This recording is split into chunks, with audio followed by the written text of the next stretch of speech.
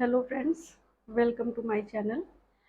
मैंने government job की preparation के लिए कुछ चीज़ें आपसे शेयर की थी। उसी के कंटिन्यूएशन में मैं उस चर्चा को आगे बढ़ाना चाहती हूँ। बेसिकली मैंने बात की थी कि आपको गवर्नमेंट जॉब के लिए क्या पढ़ना चाहिए और कैसे पढ़ना चाहिए। तो हम देखें कि हमारा बेसिक कंसेप्ट हमेशा क्लियर होना चाहिए कि हमें किस दिशा में जाना है। इसको लेकर पहली बात मैंने कही थी कि आपको ये क्लियर होना चाहिए कि आप किस एग्ज़ाम के लिए प्रिपेयर करना चाहते हैं। फर्स्ट ऑफ ऑल ये क्लियरेंस होना चाहिए। सेकेंडली, अगर आपने मन में डिसाइड कर लिया है कि आपको इस एग्ज़ाम के लिए प्रिपेयर करना है, तो अब आप उस रास्ते पर कैसे चलें कि आपको चीज़ें उस एरिया की समझ में आ सकें। तो इसके लिए कुछ बेसिक कंसेप्ट्स हैं जिन्हें आप समझ लें तो आपको आगे अपनी पढ़ाई को कंटिन्यू करने में आसानी होगी। तो अगर अभी आप इनिशियल स्टेज पर हैं, बहुत प्रारंभिक स्तर पे हैं आप, तब आपको पहला काम मैंने आपसे कहा कि आप एक क्वेश्चन बैंक ले लें। जो रिलेटेड एग्ज़ाम है आपका, जो जिसके लिए आप प्रिपरेशन करना चाहते हैं, उसका आप क्वेश्चन बैंक ले लें। आप क्वेश्चन बैंक वो आप लें जो सॉल्व्ड हो, जिसमें पिछले 10 साल 20 साल इवन उससे भी पुराने पेपर सारे वो इंक्लूड होते हैं क्वेश्चन पेपर में, और उनका सल्यूशन दिया होता है, उनका आंसर दिया होता है।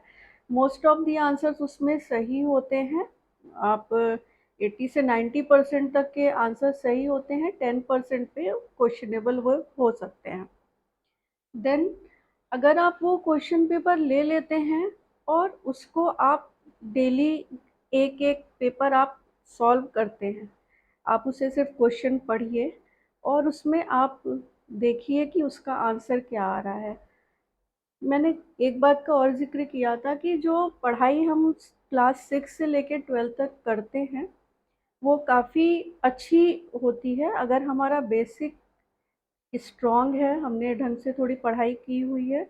तो जब आप क्वेश्चन बैंक लेंगे, आप किसी भी फील्ड के रहे हों, लेकिन जो जनरल हमने history, geography, science, maths whatever we have read, वो हमारे काम आने ही वाला है।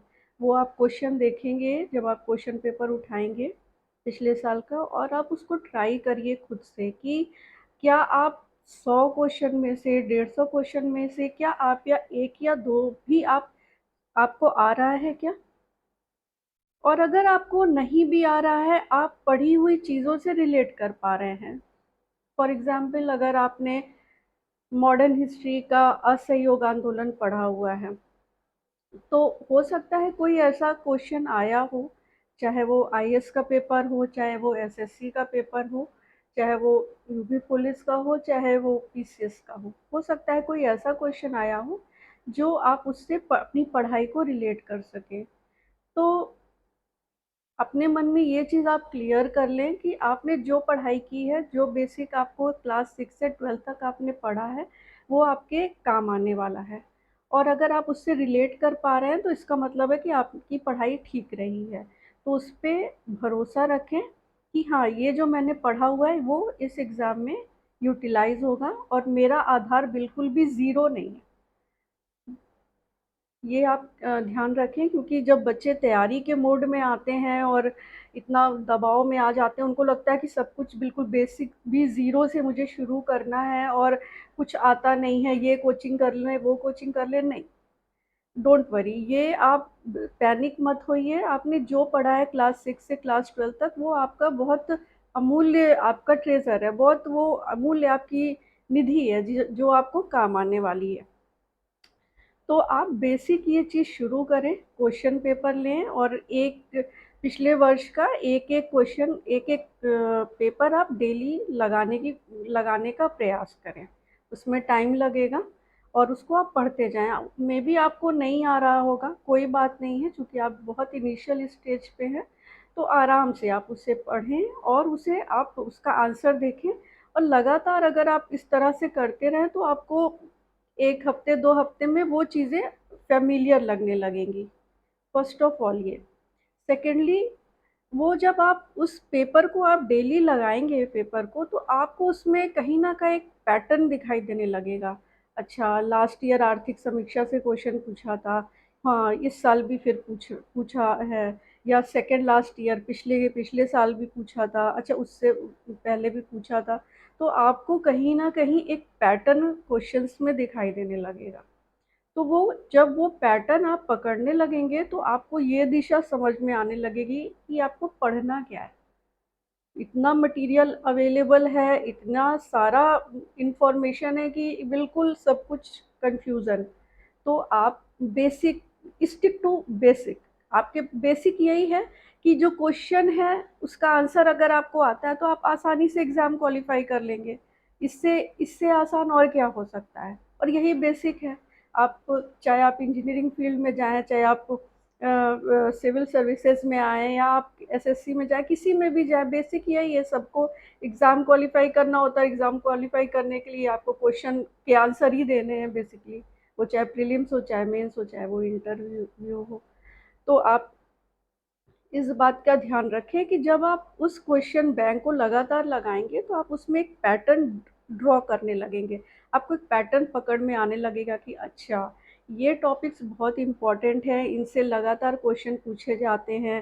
साइंस के ये पोर्शंस बहुत इम्पोर्टेंट है, ज्योग्राफी का ये पोर्शन बहुत इम्पोर्टेंट है, या हिस्ट्री का ये पोर्शन बहुत इम्पोर्टेंट है, तो वो आप कैच आउट करने लगेंगे। तो पहला जो आपका स्टेज है, इसको आप शुरू करें। और ये तो मेरा अनुभव है, और ये मेरा कहीं न कहीं मैं 100% इसके लिए एश्योर कर सकती हूँ कि क्वेश्चन पेपर लगाने से आपको 100% फ़ायदा होगा, और धीमे-धीमे आपकी समझ बढ़ती जाएगी। तो ये क्वेश्चन पेपर की बात हो गई। सेकंड स्टेज पे सॉरी, सेकंड स्टेज पे अगर हम देखें, अगर एक बार आपने पिछले 10 पेपर आपने लगा लिए, 10 पेपर लगा लिए तो मतलब 10 साल का आपने लगा लिया, और 10 साल के पेपर आपने लगाए, तो कहीं न कहीं आपका दिमाग उस चीज़ को कैच करने लगा, समझने लगा, उसके प्रति आप ओपन अप हुए। फिर आप इतना समझ लेंगे कि आप उससे अटैच कर पा रहे हैं, उसको समझ पा रहे हैं, तब आप सिलेबस देखिए उस एग्ज़ाम का। सिलेबस, लोग पहले सिलेबस देखते हैं, नहीं, आपको चूँकि आपने पहले से भी पढ़ाई की हुई है ना, सिलेबस तो कुछ भी है, सिलेबस कुछ भी है। लेकिन आपको चूँकि आता है, मतलब होता है सिर्फ़ क्वेश्चन सॉल्व करने से, इस चीज़ से मतलब नहीं होता कि सिलेबस क्या है। आपको चीज़ें आपने पहले पढ़ी थी, आपने क्लास 8th में कोई चीज़ पढ़ी थी, वो आज भी आपको आ रही है और आपने वो क्वेश्चन सॉल्व कर दिया। तो आपके लिए ईज़ी हो गया, वो सिलेबस में था कि नहीं था, इससे कोई मतलब नहीं पड़ा। लेकिन जब क्वेश्चन पेपर आप सॉल्व करने लग गए, फिर उसके बाद आपने 10 पेपर एटलीस्ट सॉल्व कर लिया, देन आप सिलेबस उठाइए और सिलेबस की एक थॉरो स्टडी कीजिए। अब इसके आगे कैसे हम सिलेबस को देख सकते हैं और क्वेश्चन बैंक में हम और क्या एक्सप्लोर कर सकते हैं, इसके लिए मैं सेकंड नेक्स्ट वीडियो में फिर से बनाऊंगी, और वो मैं आपसे शेयर करूंगी। फिर आपने अब तक अपनी पढ़ाई को शुरू करिए, और जो टिप्स मैं दे रही हूँ उस पे काम करिए, ये एश्योर है कि आपको वो ज़रूर हेल्पफुल होंगी। Okay, thank you so much, thanks for watching.